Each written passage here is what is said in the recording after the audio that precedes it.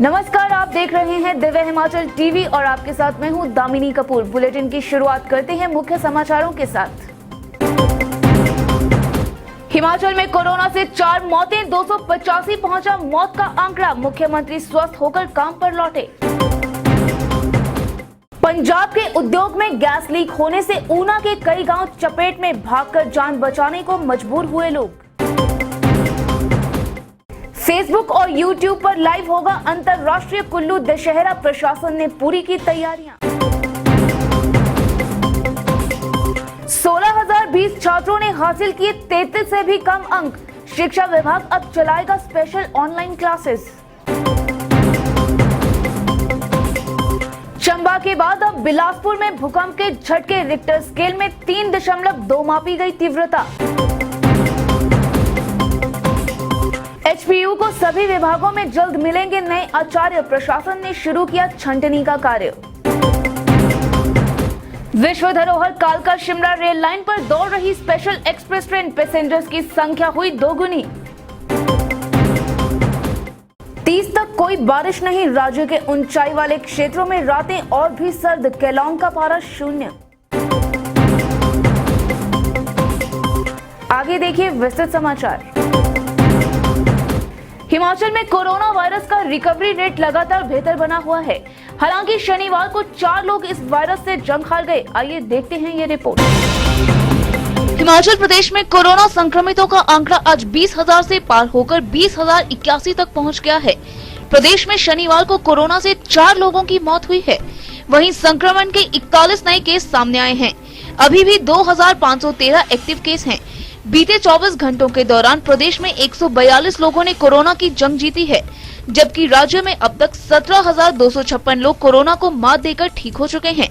शनिवार को मंडी में कोरोना के सबसे ज्यादा नए मामले प्रकाश में आए। मंडी में कोरोना के 18 नए मामले सामने आए हैं। कुल्लू में 13, सिरमौर में 7, बिलासपुर में 2 और शिमला में 1 नया मामला सामने आया है। ऊना, सोलन, किन्नौर, कांगड़ा, हमीरपुर और चंबा में कोई भी नया मामला सामने नहीं आया है। इसी बीच बड़ी खबर ये है कि मुख्यमंत्री जयराम ठाकुर स्वस्थ होकर काम पर लौट आए हैं। वक्त है एक छोटे से ब्रेक का, जल्द लौटेंगे।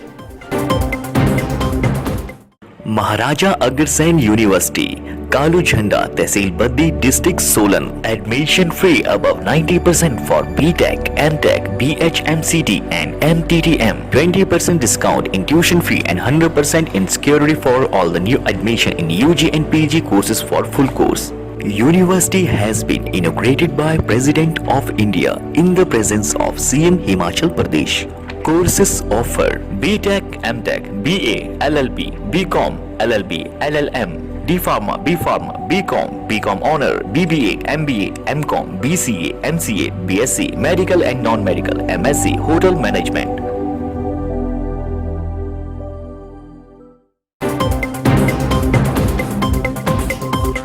ब्रेक के बाद आपका फिर से स्वागत है।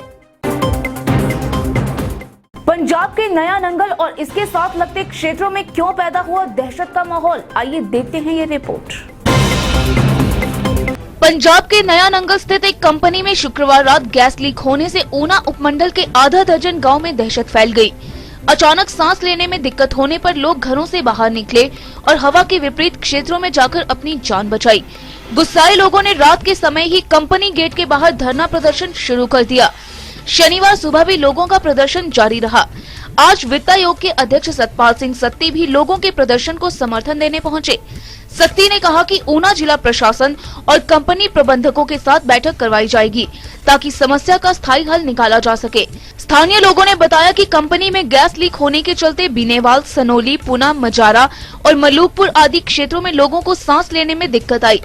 सबसे ज्यादा परेशानी बिनेवाल गांव में पेश आई, जहां अचानक गैस लीक होने के बाद कई बच्चों को सांस की दिक्कत के चलते अस्पताल में भर्ती करवाना पड़ा। मैंने जानकारी मिली थी कि गैस का प्रॉब्लम आई है, तो जिस तरह मैं ਤੁਹਾਨੂੰ ਪਹਿਲੇ ਵੀ ਕਿਹਾ कि जिस तरह का भी फैसला इत्थों की संघर्ष समिति लेगी, क्योंकि लोगों का अंदोलन है, किसी पार्टी का अंदोलन नहीं है।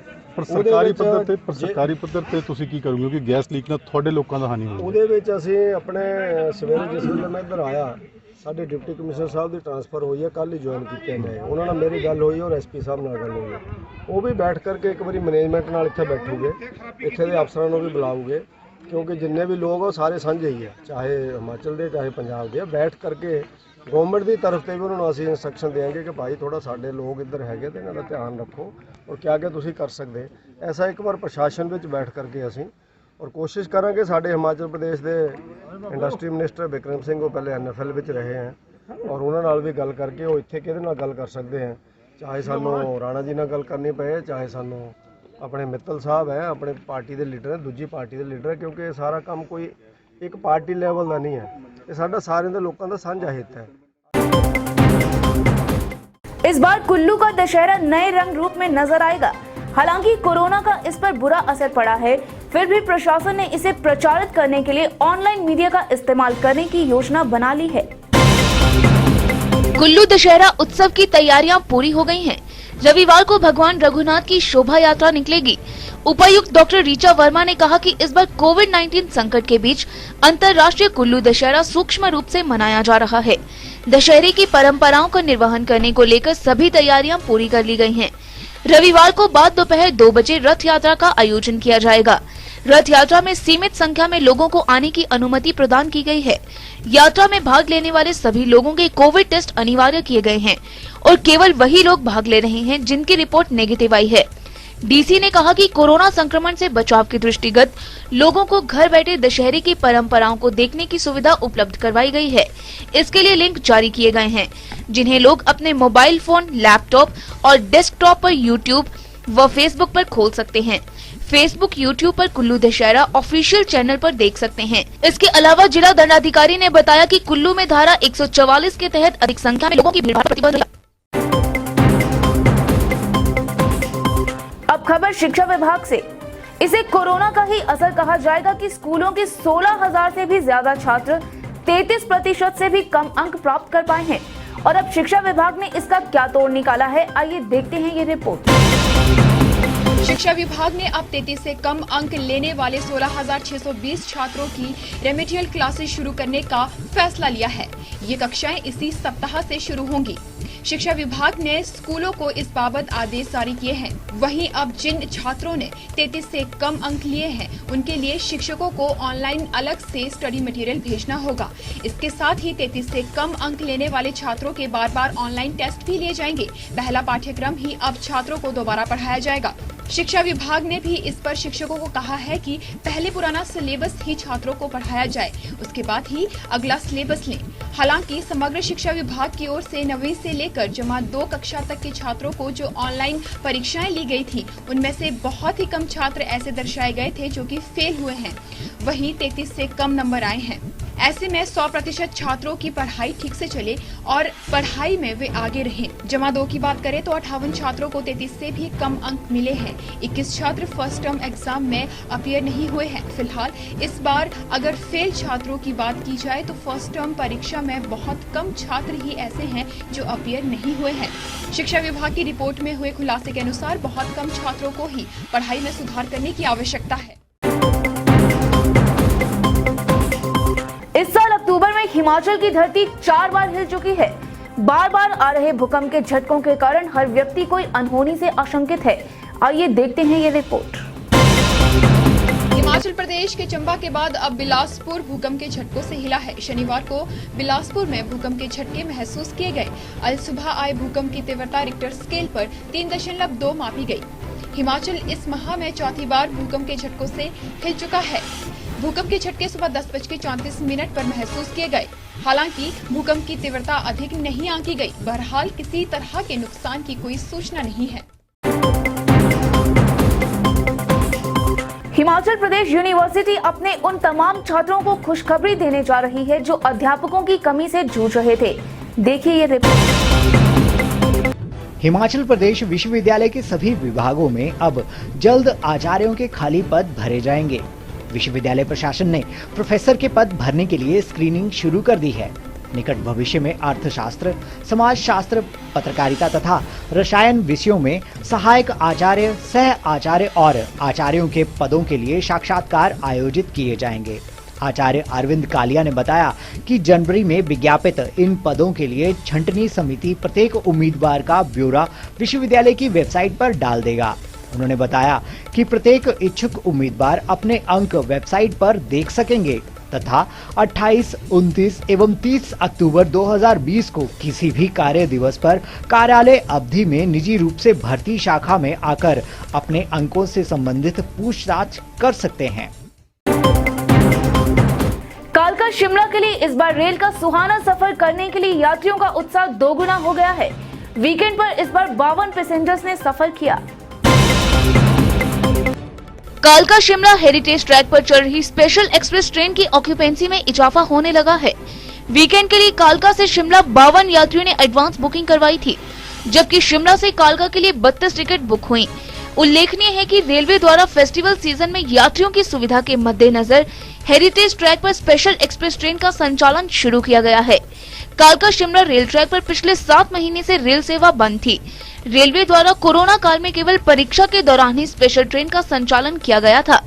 अब नियमित ट्रेन चलाई जा रही है। शिमला कालका रेल ट्रैक हमेशा ही बाहरी राज्यों से आने वाले सैलानियों के लिए आकर्षण का केंद्र रहता है। ऐसे में वीकेंड पर ऑक्यूपेंसी दर अच्छी रही है। आइए अब नजर डालते हैं आज के तापमान पर। राज्य के कई क्षेत्रों में अब ठंड पड़नी शुरू हो गई है। केलोंग का पारा लुढ़ककर 0 डिग्री में पहुंच गया है। कल्पा और मनाली में भी रातें काफी सर्द होने लगी हैं। उधर मौसम विभाग का मानना है कि 30 अक्टूबर तक मौसम साफ रहेगा। राज्य के अधिकतर क्षेत्रों में शनिवार को मौसम साफ बना रहा। दिन के समय धूप भी खिली रही, जिससे अधिकतम तापमान में पहले के मुकाबले हल्का उछाल दर्ज किया गया। लेकिन दोपहर तक ठंडी हवाएं चलने से पारा 2 डिग्री सेल्सियस तक लुढ़क गया। शिमला, सुंदरनगर, भूंतर, नाहन, सोलन और डलहौजी के अधिकतम तापमान में पहले के मुकाबले उछाल दर्ज किया गया है। नाहन के अधिकतम तापमान में सबसे ज्यादा 2 डिग्री सेल्सियस तक की बढ़ोतरी आई है। इसके अलावा समूचे प्रदेश के पारे में पहले के मुकाबले गिरावट रिकॉर्ड की गई है। और अब चलते चलते